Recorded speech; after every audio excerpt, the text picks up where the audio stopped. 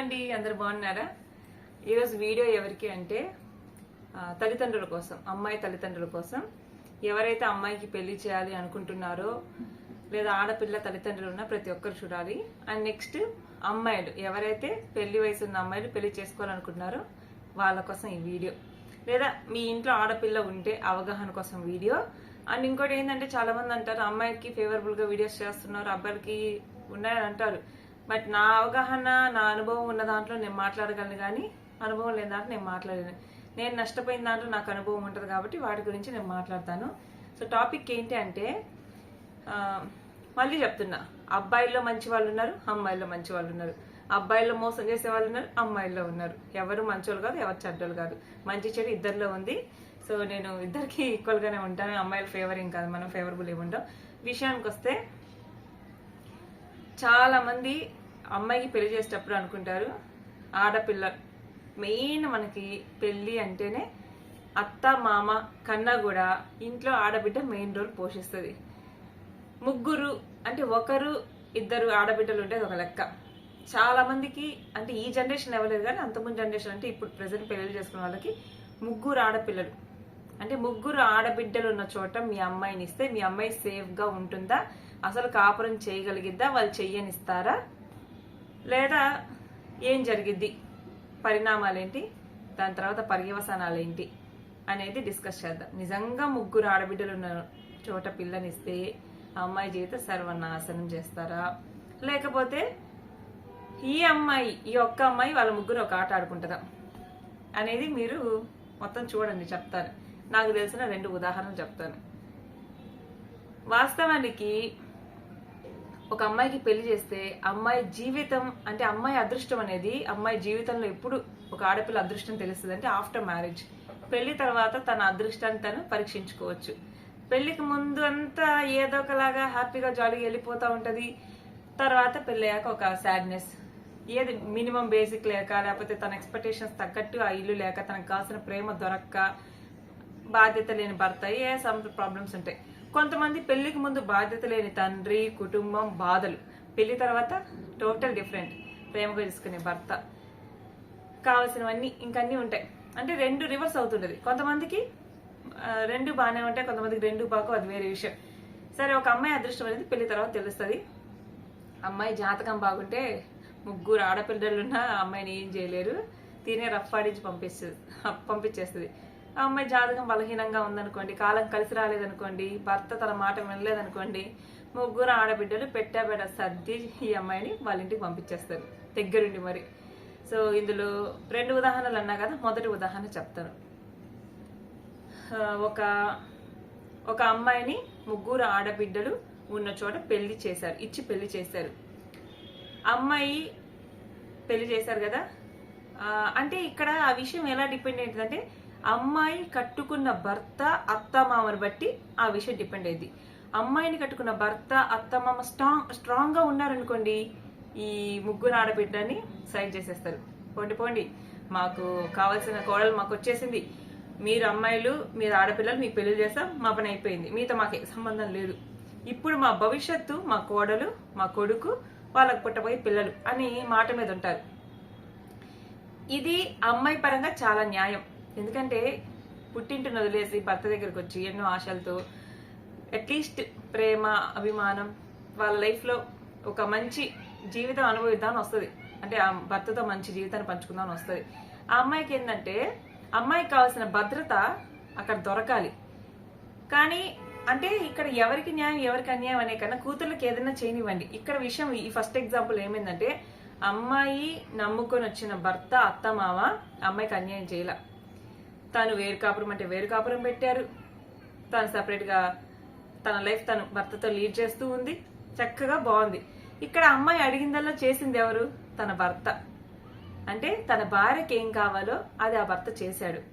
తన కొడుకుకి కోడలికి ఏం కావాలో ఆ తల్లిదండ్రులు చేశారు. మాకు కొడుకు కోడలు భవిష్యత్తు ముఖ్యం, వాళ్ళిద్దరికి ఎటువంటి సమస్యలు రాకూడదు, మాకు ఎటువంటి సమస్యలు రాకూడదు, మేం బాగుండాలి అంటే మీరు దూరంగా ఉండాలమ్మా ఆడపిల్లలని కంప్లీట్ గా బాయ్కాట్ చేశారు ఈ ఆడపిల్లల్ని. ఒక ఫ్యామిలీ ఎగ్జాంపుల్, ఇవి కేవలం ఉద్దేశించి చెప్పడానికి కాదు, జనాల్లో అవగాహన కల్పించడానికి మాత్రం ఏమైనా బాధ పెట్టడానికి కాదు.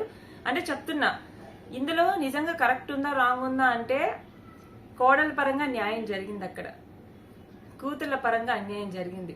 ఎందుకంటే కూతుళ్ళు కూడా కడుపును పుట్టిన బిడ్డలే, అబ్బాయి అంతా అమ్మాయి అంతా. నేను ఎప్పుడు ఒకటే మాట అంట, అమ్మాయి అబ్బాయి ఇద్దరు ఒకటే, ఇద్దరు కడుపును పుట్టిన బిడ్డలే. వాళ్ళని నెత్తిన పెట్టుకోవాల్సిన పనిలా, వీళ్ళని కాలు కింద పెట్టాల్సిన పనిలా, ఇద్దరికి న్యాయం జరగాలి. ఇక్కడ కోడల్ని నెత్తిన పెట్టుకొని కూతుళ్ళని కాలు కింద పెట్టి తొక్కేశారు. ఇది అంటే అక్కడ కోడలు తెలివితేటలు కూడా చాలా ముఖ్యం. తన తెలివి, తన తెలివితేటలు, తన అదృష్టం, తన బాగుంది అనుకోండి, తన భర్తని చుట్టూ తిప్పుకోగలిగిన టాలెంట్ ఉండి, ఈవెన్ అత్తమామను కూడా తన చుట్టూ ఒక మ్యాగ్నెట్ లాగా, అంటే అది మాటలు అవ్వనివ్వచ్చు, తన ప్రవర్తన అవ్వనివ్వచ్చు, ఈవెన్ అది నటనైనా అయ్యుండొచ్చు, తన టాలెంట్తో తన భర్తని, అత్తమామని ఇలా కుంగుని కట్టే కోడలు ఉంటది కదా, అమ్మాయి జన్మ ధన్యం. 3 ఆడబిడ్డల్ని ఇంటి తట్టు రానికుండా తరిమేసిందంటే షీ సూపర్ టాలెంటెడ్. కానీ తన పాత్ర ఎంత ఉంటుందో, తన మాట విన్న భర్త అంతకన్నా గ్రేట్, అత్తమామ అంతకు మించి గ్రేట్. సో మీరు ఎగ్జాంపుల్ చెప్తున్నా, మీరే అవగాహన చేసుకోండి. ఈ విషయంలో ఒక అమ్మాయికి 3 ఆడబిడ్డలు ఉన్న చోట ఇచ్చి పెళ్లి చేసిన అమ్మాయికి న్యాయం జరిగింది. సరే, వాళ్ళ కూతురు సంగతి ఎటన్నా పోనివ్వండి, వాళ్ళకి అన్యాయం జరిగితే జరగనివ్వండి, ఈ అమ్మాయి జీవితం అనేది వాళ్ళ చక్కదిద్దరం జరిగింది. అంటే ఏం కావాలో అది చేశారు. చూడండి ఎంత అదృష్టవంతురాలు అమ్మాయి, 3 ఆడపిల్లల్ని ఇంటి తట్టు రానికుండా చేసింది. తన అత్తమామను కూడా తను ఎక్కడైనా కూతుళ్ళు అని తల్లిదండ్రులు కలవరిస్తారు, కానీ ఈ విషయంలో కూతుళ్ళు మా కొడుకు కోడలు, వాళ్ళకి పుట్టే మనవడు మనవరాలు అయ్యుండొచ్చు, వాళ్ళ మీద ప్రేమ, అక్కడ కోడలికి న్యాయం జరిగింది. ఈ ఉదాహరణ ఎందుకు చెప్తున్నానంటే 2 ఉదాహరణలు ఉన్నాయి, మీరు డిసైడ్ చేసుకోండి. అంటే మన లైఫ్ ని ఒకరు ఇంపాక్ట్ చేస్తారా చెయ్యరా అనేది. ఇంకో విషయానికి వద్దాం. అమ్మాయికి 3 ఆడబిడ్డలు ఉన్న చోట పెళ్లి చేశారు. వాళ్ళ తండ్రి ముందుగానే భయపడతా ఉన్నారు, అమ్మో 3 ఆడబిడ్డలు ఉన్నారు, మా అమ్మాయిని కాపురం చేయనిస్తారా చేయనివ్వరా అని భయపడుతూనే ఏముందిలే అని అనుకున్నారు. సో ఇక్కడ ఏం జరిగిందంటే, ఈ అమ్మాయిని ఇచ్చిన కాడ, సో ఇందా చెప్పిన ఎగ్జాంపుల్లో అక్కడ ఒక అమ్మాయి దూరంగా ఉంటది, కంప్లీట్ పేరెంట్స్ సంబంధం ఉండదు. ఇంకిద్దరు కొంచెం వాళ్ళ ప్రాబ్లమ్స్ అయ్యి వాళ్ళకి ఉండి అమ్మ నాన్నతో టచ్లో ఉండడం కొంచెం అట్లా ఉంటూ ఉంటది. సో ఎవరికి తల్లిదండ్రుల సపోర్ట్ అనేది ఇద్దరికి కావాలి, ఆడైనా మగైనా. ఆ తల్లిదండ్రులు దుర్మార్గంగా మా కూతురుతో సంబంధం లేదని కూడా కరెక్ట్ కాదు. అంటే నువ్వు కోడల్ని బాధ్యతగా చూసుకోవాలి, కొడుకుని చూసుకోవాలి, కానీ తల్లిదండ్రులుగా ధర్మం ప్రకారం ఆడపిల్లని కూడా మనం అన్యాయంగా వదిలేయకూడదు, అది కూడా ధర్మం. సరే, వాళ్ళకి మధ్యలో మనకేమున్నాయో అలా జరిగింది. అంటే ఇక్కడ మీకేం చెప్తున్నా, ఆ విషయంలో అమ్మాయి గెలిచింది. 3 ఆడబిడ్డలు ఇంటి తట్టు రాని కూడా తన కాపురం నిలబెట్టుకుంది, భర్తని, అత్తమామల్ని, తన కుటుంబాన్ని ఐక్యం చేసుకుంది. So she's very lucky person. ఇంకా నెక్స్ట్ ఈ విషయానికి వస్తే, ఈ అమ్మాయి విషయంలో తండ్రి భయపడుతూ ఉన్నాడు. 3 ఆడబిడ్డలు ఉన్న చోట ఇచ్చి చేస్తున్నాను, కాపురం చేయనిస్తారా చేయనివ్వరా అంటే వాళ్ళు ఏమంటారు, మా వల్ల మీకు ఏమి ఇబ్బంది లేదు అంటారు పెళ్లికి ముందు. ఆఫ్టర్ మ్యారేజ్ అంటే ఏమైంది, తను ఎక్కడైతే అమ్మాయిని ఇచ్చారో అదే ఇంట్లో అత్త మామ చక్కగా భర్త ఆమె ఉంటారు. ఓకే, నిజం చెప్పాలి అంటే పెళ్ళైన కొత్తలో భార్యాభర్త అత్తమామని చూసుకోవాల్సిన బాధ్యత కోడలదే. ఆడబిడ్డను కూడా, ఆడబిడ్డ అంటే తన భర్తకి ఎంత హక్కు ఉందో తన ఆడబిడ్డకు కూడా ఆ ఇంట్లో అంతే హక్కు ఉంటుంది. అమ్మ నాన్న ప్రేమ ఇద్దరికి సమానం, ఆ విషయం నేను ఏకీభవిస్తా. కానీ కొందరు ఆడబిడ్డలు ఏం చేస్తారు, సో ఒక ఆడబిడ్డ ఉంటుంది, ఒక ఆడబిడ్డ ఏమో ఆ ఇంటి కిందే ఉంటది. ఎగ్జాంపుల్ కోసం చెప్తున్నా ఎలా ఉంటుందని. ఎప్పుడు తండ్రి బ్రెయిన్ వాష్ చేస్తూ ఉంటుంది అనమాట. తండ్రికి ఏదో ఒకటి, మనం తగ్గేదేంది ఆడపిల్లల ముందు తగ్గేదేలని పుష్ప అని డైలాగులు తండ్రి చెవిలో ఊదుతూ ఉంటది. ఇలాంటి మాటలు చెప్పి తండ్రి అంటే ఒక అబ్బాయి తండ్రి ఎలా ఉంటాడంటే నా కోడలు అన్న భావంతో ఉంటాడు. ఆ ప్రేమను చూపిద్దామనే లోపు ఈ పెద్ద ఆడబిడ్డలు లేకపోతే చిన్న ఆడబిడ్డలు ఉంటారు కదా, 3 ఆడబిడ్డలు అడ్డపుల్లేస్తుంటారు అనమాట. యాక్చువల్గా ఎంతో కొంత మానవత్వం ఆ తండ్రిలో కూడా ఉంటది, ఒక మామగారిగా అతనికి ఉంటది. ఈ ప్రేమ చూపిద్దామనే లోపు మనమేంది, మా అబ్బాయి తరపున తగ్గేదేంది నాన్న, అది నాన్న ఇది నాన్న అని ఆడబిడ్డలు రచ్చగొడతారు. ఒక ఆడబిడ్డ ఏమో, ఈ ఎగ్జాంపుల్లో ఒక ఆడబిడ్డ ఇంటి కిందే ఉంటది. ఈ తండ్రి ఏమనుకున్నా అంటే ఉద్యోగం చేస్తుంది కదా, ఏమైద్దిలే ఉదయం పోయి సాయంత్రం వస్తుంది అనుకుంటారు. కానీ ఉదయం ఉన్న కొద్ది టైంలో, సాయంత్రం ఉన్న కొద్ది టైంలో తండ్రికి ఎంత బ్రెయిన్ వాష్ చేయాలో అంత బ్రెయిన్ వాష్ చేస్తుంది ఈ ఆడబిడ్డ. రెండో ఆడబిడ్డ విషయానికి వస్తే తను దూరంగా ఉంటది, వస్తే ఒక నెల గాని టెస్టేసి అలానే ఉంటది పుట్టింట్లో. ఇంకా 3 ఆడబిడ్డ ఉంటది. మూడో ఆడబిడ్డ ఏంటంటే అత్తగారింట్లో చాకరీ చేయలేక అమ్మకి ఎప్పుడు బాగుండదు అన్న రీజన్ ఎత్తుక్కొని మరి వచ్చి పుట్టింట్లో ఉంటది. ఇప్పుడు ఏమైందంటే ఈ ఆడబిడ్డని ఇచ్చిన చోట ఈ అమ్మాయి చాలా ఇన్నోసెంట్. ఈ అమ్మాయి ఎలాంటిదంటే ఓకేలే అని లైట్ తీసుకునే అమ్మాయి. కాకపోతే ఏమైంది, చిన్న గొడవ వచ్చినా సరే ఏం చేస్తారు, ఇద్దరు ఆడబిడ్డలు చెరొక చెవులో ఇంటి దగ్గర ఉంటారు కదా, చెరొక చెవులో మామగారికి ఓపుతా ఉంటారు అమ్మాయి గురించి, అమ్మాయి తల్లిదండ్రుల గురించి. ఈ మామయ్య బ్రెయిన్ పూర్తిగా ఖరాబ్ అయిపోయింది. కొడుకు ఏంది, కొడుకు భవిష్యత్తు ఏంది, నాకు కోడలు ముఖ్యమా కూతుళ్ళు ముఖ్యమా అనే కాన్సెప్ట్ ఎటో పోయి అసలు కోడలంటే నేను బాధ్యతగా తెచ్చుకున్నా, నేను నమ్మిచ్చి నా ఇంటికి కోడలుగా తెచ్చుకున్నా, నేను తండ్రితో సమానం, నాకు అమ్మే బిడ్డతో సమానం అనే ఆలోచన ఎటో పక్కన పెట్టేసి చివరికి ఆడపిల్లలు ఎలా ఆడితే అలా ఆడతారు ఈ తండ్రి. అంటే ఇంకా వాళ్ళ చేతిలో కీలు బొమ్మ, ఎలా ఆడమంటే అలా ఆడతాడు. ఇంకా చివరికి ఏం చేసుకున్నారంటే ఆ కన్న తండ్రి ఆ కొడుకుకి బాధ్యత లేదు, ఇక్కడ కొడుక్కి బాధ్యత ఉంది. వన్స్ పెళ్ళైంది, నాకు నా భార్య ముఖ్యం అని ఇందాక చెప్పిన కథలో ఆ కొడుక్కి బాధ్యత ఉంది. ఆడపిల్లని పక్కన పెట్టని భర్తగా అతను గెలిచాడు, భర్తగా తన భార్యను బాగా చూస్తూ తన బాధ్యతను తను నిర్వర్తిస్తున్నాడు. ఇక్కడ ఇతను భర్తగా ఓడిపోయాడు. భార్యకి తను బాధ్యత కల్పించకపోగా భద్రత ఇవ్వకపోవడంలో అతను ఓడిపోయాడు. అతని తండ్రి కూడా ఆడపిల్లలు ఎలా అంటే అలా ఆడి తానా తందానా అని అతను ఏమనుకున్నాడంటే నా కూతుళ్ళ మాట వింటే నా జీవితం, నా కొడుకు జీవితం బాగుంటుంది అని అనుకున్నాడు. కానీ మంచి కోడల్ని తన కొడుకుకి కాకుండా చేశారు అన్న విషయాన్ని గమనించుకోలేకపోయాడు. ఏదో ఒకటిలే నాకు నమ్మి నన్ను వచ్చింది, నా ఇంటికి వచ్చింది, నా కూతురు అని అనుకుని ఉంటే కూతుళ్ళ మాటలు చెవికి ఎక్కే కాదు. కూతుళ్ళ మాటలు, పెద్ద కూతురు మాటలు, చిన్న కూతురు మాటలు చెవికి ఎక్కించుకొని కూతుళ్ళ మీద అమితమైన ప్రేమతో కోడల్ని ఏంటంటే వాళ్ళు ఏం చెప్తారు, ఎప్పుడైనా గొడవ జరిపి ఆర్గ్యుమెంట్ అయ్యి ఫోన్ చేద్దాం కలుద్దాం అన్న టైంలో నానా తగ్గేదేలా అని పుష్పాల డైలాగ్ గుర్తు చేస్తూ ఉంటారు. దానివల్ల ఆ తండ్రికి ఏమైందంటే రెండు చెవుల్లో ఇద్దరు కూతుళ్ళు వాయించి బ్రెయిన్ వాష్ చేసి అది ఇది అనేసి ఇంకా కొడుకు కాపురం కూల్చేదాకా వదిలిపెట్టరు. ఇక్కడ కారణం ఏంటి అంటే అక్కడ కొడుకుకి తల్లిదండ్రుల సపోర్ట్ ఉంది, ఇక్కడ కొడుకుకి తండ్రి సపోర్ట్ లేదు. కొడుకు చాతగాంతనం కూడా ఒక కారణం. అంటే కొడుకు ఎటువంటి తల్లిదండ్రుల మీద ఆధారపడే వ్యక్తి అవ్వడం వల్ల అతనికి సింగిల్ గా మేబీ నిర్ణయం తీసుకోలేకపోయి ఉండొచ్చు. అంటే నేనేమంటానంటే కొడుకుకి మనము పెళ్లి చేసినప్పుడు ఇక్కడ ఇందాక చెప్పిన కథలో ఒక తండ్రి ఏం చేశాడు, కొడుకుకి పెళ్లి చేశాను, కొడుకు బాధ్యత నాది, నేను పెళ్లి చేసింది, ఆ కోడల బాధ్యత నాది, నన్ను నమ్మొచ్చింది, నా కూతురు లాంటిది అని ఇక్కడ అతను మామగారిగా గెలిచాడు. ఇందాక కథలో అతను ఒక నెంబర్ 1 మామ అయ్యాడు, అత్త అయింది, నెంబర్ 1 భర్త అయ్యాడు. కానీ ఇక్కడి కథలో ఒక భర్తగా అతను ఓడిపోయాడు, ఒక మామగారిగా అతను ఓడిపోయాడు. పెళ్లి చేస్తున్న తర్వాత తన కూతుళ్ళ మాట విని కొడుకు జీవితాన్ని అతని చేతులారా స్వహస్తాలతో నాశనం చేశాడు. సో ఈ 2 కథలు విన్నాక మీరు నిర్ణయించుకోండి, నిజంగా 3 ఆడపిల్లలు ఉంటే మన అమ్మాయి జీవితం పాడైద్దా, ఏమైనా ఎఫెక్ట్ ఉంటాయంటే నేను ఒకటి చెప్తాను, నిజం చెప్తున్నాను. ఏదేమైనా సరే ఆడబిడ్డలు బాగా బ్రహ్మాండంగా చూసుకునే వాళ్ళు కూడా ఉన్నారు. ఎందుకో తెలియదు, వాళ్ళ తమ్ముడి మీద అమ్మాయి అధికారంతో మాట్లాడుతున్నా, రే నీ మీద పెత్తనం చేస్తుందిరా, నీకు అసలు రెచ్చగొడతారు. అసలోడికి ఏముండదు బాధ, అసలోడికి వాడి పెళ్ళం వాడు ఏమంటుందా వాడికి బాధ ఉండదు. వీళ్ళకే ఏందిరా నువ్వంటే రెస్పెక్ట్ లేదు, రెచ్చిపోతుందిరా, అది ఇదని రెచ్చగొడతారు. ఇంకా తండ్రికి ఏం చెప్తారు, ఏంది నాన్న నువ్వు పెద్ద మనిషి అయితే తగ్గేదేంది నాన్న, నువ్వు పోయేది ఏంది నాన్న, ఇలా రెచ్చగొడతారు. అందుకని మళ్ళీ చెప్తున్నాను, ఒకవేళ ఆడబిడ్డలు ఉన్నా గానీ 3 ఆడబిడ్డలు ఉండి మీరు మీ పిల్లని ఆ ఇంట్లో ఇవ్వాల్సి వస్తే ఒక్కసారి ఎంక్వైరీ చేసుకోండి, ఆడబిడ్డలు అదే ఇంట్లో ఉంటున్నారా. ఈ 2వ ఎగ్జాంపుల్లో ఒక ఆడబిడ్డ ఇంటి కిందే ఉంటది, ఇంకో ఆడబిడ్డ ఇంట్లోనే ఉంటది అనమాట. 3 ఆడబిడ్డ అప్పుడప్పుడు వచ్చి ఒక 4 రోజుల పాటు ఉంటది. సో కామన్ గా ఏంటంటే ఎప్పుడొకరు ఇద్దరు ఇంట్లోనే ఉంటూ ఉంటారు, కామన్ గా వచ్చేసి ఇంట్లో ఉంటూ ఉంటారు. దానివల్ల వాళ్ళు ఏం చేయరు, తమ్ముడు మరదలు సంతోషంగా ఉన్నా కుళ్ళుకుంటా ఉంటారు, గొడవలు పెడతా ఉంటారు. అది అసలు ఇంకో సామెత ఉందండి, అసలోడు మంచోడైతే ఈ గోళ్ళంతా ఎందుకని, అసలోడు భర్త అనేవాడు మంచోడైతే ఆడబిడ్డలు ఏంది అత్తమామ ఏంది మొత్తానికి ఎదిరించి పిల్లాన్ని మహారాణిలో చూసుకుంటాడు.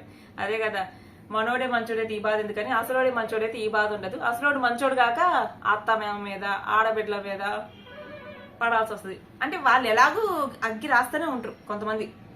నేనేమంటానంటే బేసిక్ గా అత్త మామ ఆడబిడ్డలు ఎలా ఉంటారంటే అందరి సంగతి చెప్పాల, కొందరు కొంచెం గొడవ వస్తే దాన్ని ఎలా పెద్ద చేద్దామని చూసేకి గిరవ మాదిరి గీస్తూనే ఉంటారు. నేను అనేది ఏంటంటే వాళ్ళ పని వాళ్ళ డ్యూటీ అదే, కానీ భర్త అనేవాడు కరెక్ట్గా ఉంటే అవెంత గాలితో ఎగిరిపోతా ఉంటే అసలు వాడు మంచోడైతే ఇవేవి ఏం చేయలేవు. నా పాయింట్ ఇది. ఇంకోటి, మీరు పిల్లని ఇచ్చే ముందు వన్స్ ఎంక్వైరీ చేసుకోండి, ఆడబిడ్డలు ఎక్కడుంటున్నారు అంటే మీ పిల్లనిచ్చే చోట అసలు అబ్బాయి జాబ్ చేసుకుంటూ బయట అమ్మాయిని పెట్టుకుంటున్నాడా లేదా అత్తమామతో ఉంటున్నాడా, ఆడబిడ్డలు ఎక్కడ ఉంటున్నారు, అదే ఇంట్లో ఉంటున్నారా, ఇంటి పక్కన ఉంటున్నారా, ఇంట్లోనే ఉంటున్నారా అని గమనించుకోండి. ఇంకా మీరు అనుకోవచ్చు నేను ఇన్ని చెప్తున్నాను నువ్వు ఒక రేపు ఆడబిడ్డవే కదా అని.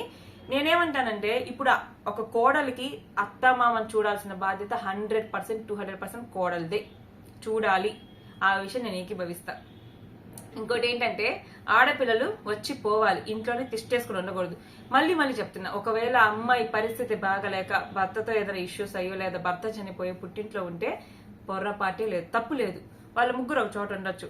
ఈ పెళ్ళైన కొత్తగా అమ్మాయి అబ్బాయి పక్కన ఉండాలి. ఎందుకంటే ఈ రోజుల్లో చాలా చాలా చాలా చాలా అయిపోతున్నాయి ఈజీగా. బంధము ఫస్ట్ స్టార్టింగ్ ఇయర్స్ లో ఇద్దరు డిఫరెంట్ ఫ్యామిలీస్ నుండి డిఫరెంట్ ఆచారాలు మతాలు ఇవన్నీ వచ్చుంటారు, లేదా ఇద్దరి కులం ఒకటే అయినా చాలా చాలా ఆచారాలు డిఫరెంట్ గా ఉంటాయి. రెండు వేరు వేరు సాంప్రదాయాల నుండి వచ్చిన ఇద్దరు మనుషులు ఒక చోట అడ్జస్ట్ అవ్వాలంటే టైం పట్టిద్ది. ఆ అడ్జస్ట్ అయ్యే టైంలోనే వీళ్ళిద్దరు అడ్జస్ట్ అవ్వడమే కష్టం రా బాబు అంటే అత్త మామ ఆడబిడ్డ అల్లుళ్ళు మనవళ్ళు మనవరాలు అందరూ వచ్చి దూరతామంటే వాళ్ళిద్దరికి మీరు టైం ఇవ్వట్లా. వాళ్ళిద్దరు ఒకరినొకరు అర్థం చేసుకునే టైం మీరు ఇవ్వనప్పుడు ఆ బంధంకి పునాది ఎక్కడ పడిద్ది? ఇంకా కనీసం 1 సంవత్సరం 2 సంవత్సరాలు వాళ్ళని అలా వదిలేస్తే చక్కగా వాళ్ళ లైఫ్ వాళ్ళని ఒకరినొకరు అర్థం చేసుకుని తెలుసుకుంటారు. మీకు అనారోగ్యం, ఇప్పుడు అత్తమామ ఉన్నారు, నిజంగా పేషెంట్ అనుకోండి, ఖచ్చితంగా కోడలు కొడుకు ఇద్దరు చూసుకోవాలి, అందులో అనుమానమే లేదు. వాళ్ళు కొంచెం వాళ్ళ పనులు వాళ్ళు చేసుకోగలరు అనుకున్నప్పుడు ఈ అమ్మాయిని ఈ కొడుకుని కోడల్ని బయట పెట్టండి, వాళ్ళ ఉద్యోగాలు వాళ్ళు చేసుకుని వాళ్ళు బతుకుతారు. లేదు అనేసి ఇంకా వాళ్ళని ఇంట్లోనే ఉంచుకొని మనం ఆడబిడ్డల్ని కూడా ఇంట్లోనే పెట్టుకొని నా కూతురు నా ఇంట్లోనే ఉంటది అన్న కరెక్ట్ కాదు. మీరు మా విషయంలో అనుకోవచ్చు, మాకు తమ్ముడు బయట జాబ్ చేస్తున్నాడు, చక్కగా వాడు పెళ్లి చేసుకుని బయట ఉంటాడు, నా పరంగా ఇబ్బంది ఏం లేదు. నేను మళ్ళీ చెప్తాను, ఆడబిడ్డ తన పరిస్థితి బాగలేక భర్త చనిపోయి భర్త విడిపోయి ఏదో కష్టకాలంలో ఇంట్లో ఉండి తప్పేం లేదు. మా అబ్బాయికి ఎంత హక్కు ఉంది, అమ్మాయికి కూడా ఉండాలి. కాకపోతే నేనేమంటానంటే వాళ్ళు సపరేట్ గా ఉండాలి, వీళ్ళు సపరేట్ గా ఉండాలి. వాళ్ళిద్దరికి మీరు టైం ఇచ్చినప్పుడు ఒకరినొకరు అర్థం చేసుకుంటారు. ఇప్పుడు ఇద్దరికి పెళ్ళయింది, కొత్తగా ఇద్దరు ఒక ఇంట్లో ఉంటున్నారు, వాళ్ళిద్దరికి ఒక సమస్య వచ్చింది, గొడవ వచ్చింది. ఇప్పుడు ఒక గొడవ వచ్చి వాళ్ళిద్దరు తిట్టుకునేటప్పుడు వాళ్ళిద్దరే ఉన్నారనుకోండి, ఆటోమేటిక్ గా సాయంత్రానికి అది సాల్వ్ అయిపోయింది, అవ్వాల్సిందే. ఎందుకంటే గొడవలతో మాట్లాడలేరు, వాళ్ళతో వాళ్ళే మాట్లాడుకోవాలి. లేదు అత్తో ఆడబిడ్డ మామ ఉంటారు, వాళ్ళు ఏమంటారు తెలుసా? ఆడబిడ్డ అంటది ఈ అమ్మాయికి అత్త గొడవ అవుతుంటే మధ్యలో వస్తుంది, నువ్వు చాలా అన్నావులే, నువ్వు అప్పుడు అన్నావులే, మీ వాళ్ళు అట్ట అన్నాలే ఇట్ట అన్నాలే అంటది. ఇంకా మొగుడు వస్తాడు, వచ్చి ఏమంటాడు, వాళ్ళ అమ్మాయికి గొడవ జరిగిద్ది, లేదా అమ్మాయికి గొడవ జరిగిద్ది, వీళ్ళు ఇన్వాల్వ్ అవుతారు, పెద్దది చేస్తారు. ఇద్దరికి గొడవ అవ్వడం కామన్, వైఫ్ అండ్ హస్బెండ్ కి గొడవ అయ్యిద్ది. కానీ దాంట్లో అమ్మా నాన్న ఇన్వాల్వ్మెంట్ ఉంటే ఇంత అవ్వాల్సిన గొడవ ఇంత అయింది. ఒక్క రోజులో సాల్వ్ అవ్వాల్సిన గొడవ 1 సంవత్సరానికి కూడా సాల్వ్ అవ్వదు. ఇంకా ఆడబిడ్డలు ఇన్వాల్వ్ అయ్యారు అంటే సంవత్సరాల తరబడి ఆ గొడవ ప్రొలాంగ్ అవుతూనే ఉంటది. ఎందుకో మరి దాన్ని సాల్వ్ చేయలేక వాళ్ళు సాల్వ్ ఎందుకు చెయ్యరు అంటే, మేబీ ఈ అమ్మాయితో డైవర్స్ అయిపోతే మా నాన్న ఆస్తి నాకు రావచ్చు, ఇలా ప్రాపర్టీ మొత్తం మాకు పంచుకోవచ్చు, మేము ఆడబిడ్డల మల్లులు మనం అనుకోవచ్చు కూడా. ఎందుకంటే ఈ అమ్మాయితో ఉంటే ఈ అమ్మాయికి ఇంకా ప్రొలాంగ్ అయితే ఈ అమ్మాయికి మొత్తం వెళ్ళిపోయిద్దేమో అని భయపడో, మాకు స్వాధీనం చేసుకోవాలనో, ఇంకా లేకపోతే తండ్రి తరపు సొమ్మంతా కూర్చొని తిందామనో ప్లాన్ చేస్తూ ఉంటారు. అంటే తమ్ముడు కాపురాన్ని కూల్చే అక్కలు ఉన్నారు, కొడుకు కాపురాన్ని కూల్చే తండ్రి ఉన్నాడు, తల్లి ఉంది. కోడలి జీవితాన్ని కొడుకు జీవితాన్ని నాశనం చేసే తల్లిదండ్రులు ఉన్నారు, లేదా కొడుకు కాపురాన్ని నిలబెట్టే తండ్రి ఉన్నాడు. ఫస్ట్ కథలో చెప్పాను కదా, అతను ఒక మంచి తండ్రి, మంచి మామ. అర్థమైందా? ఎవరికి మంచి తండ్రి? కొడుకుకు మంచి తండ్రి, కూతుళ్ళకి కాదు. ఇతను ఒక మంచి తండ్రి, ఎవరికి మంచి తండ్రి? కూతుళ్ళకి మంచి తండ్రి, కొడుకు కాదు. సో మీరు అర్థం చేసుకొని నేను చెప్పిన కథలో డిసైడ్ అవ్వాలవద్దు. ఇది ఎవరిని ఉద్దేశించి చెప్పేది కాదు, జస్ట్ ఉదాహరణ కోసం అవగాహన కోసం చెప్పాను. సో ముగ్గురు ఆడబిడ్డలు ఉన్న చోట పెళ్లి చేయాలంటే 1-10 సార్లు ఆలోచించండి. మీ అమ్మాయి ఎంత స్ట్రాంగో కాదో ఆలోచించుకోండి. ఎందుకంటే వాళ్ళ ముగ్గురు టార్చర్ పెడితే మీ అమ్మాయి చేసుకుంటుందా లేకపోతే పోరాడిద్దా అంటే వాళ్ళ టార్చర్ అలానే ఉంటది అనమాట. ముగ్గురు ఆడబిడ్డలు ఇంట్లో చేరి కొన్ని రోజులు చిన్న గొడవ అయితే మాట్లాడడం మానేస్తారు, మౌన వ్రతం చేస్తారు, మౌన యుద్ధం చేస్తారు. అత్త మామలు ఆడబిడ్డలు ముగ్గురు ఎవరు మాట్లాడరు, మౌన యుద్ధాలు కూడా ఉంటాయి కొన్ని కథల్లో. సో ఇవన్నీ చూసుకొని మీరైతే ఆలోచించుకొని ఇవ్వండి. ఎందుకంటే అన్నిటికీ సిద్ధపడి ఇవ్వండి, 100 సార్లు అడిగి. ఎందుకంటే ఆడబిడ్డలు ఉన్న ఇంట్లో ఇస్తే వాళ్ళు సపరేట్ గా ఎక్కడో ఏదో ఊర్లో ఉంటే నష్టం లే. ఇప్పుడు 3 ఆడబిడ్డలు ఉన్నారు, ఒకరు చెన్నైలో, ఒకరు బెంగళూరులో, ఒకరు హైదరాబాద్ లో ఉంటే నష్టంలా. ఒకరి ఇంటి కింద, ఒకరి ఇంట్లో, ఒకరి ఇంటి పక్కన ఉన్నారనుకో, మీ అమ్మాయికి అది నరకం నరకం నరకం. మీ అమ్మాయిని పొరపాటున కాపురం కూడా చేయనివ్వరు, చెప్తున్నా కదా, కాపురం కూడా చేయనివ్వరు. భార్య భర్త కలిసి మాట్లాడుకున్నా ఓర్చుకోలేరు, వాళ్ళు నవ్వుతున్నా ఓర్చుకోలేరు, అది విషయం. సో వీడియో నచ్చితే లైక్ చేయండి. Thank you for watching. Bye. ఎవరిని ఉద్దేశించేది కాదు, నేను ఎవరి గురించి మెన్షన్ చేయలే. ఇక్కడ ఇందాక ఫస్ట్ కథలో చెప్పిన మంచి అత్తగారు, మామగారు, మంచి తండ్రి. ఇక్కడ కూడా ఇతను మంచి తండ్రి, కూతుర్లకి, కొడుకు కాదు. కొడుకు జీవితాన్ని నాశనం చేసిన తండ్రి.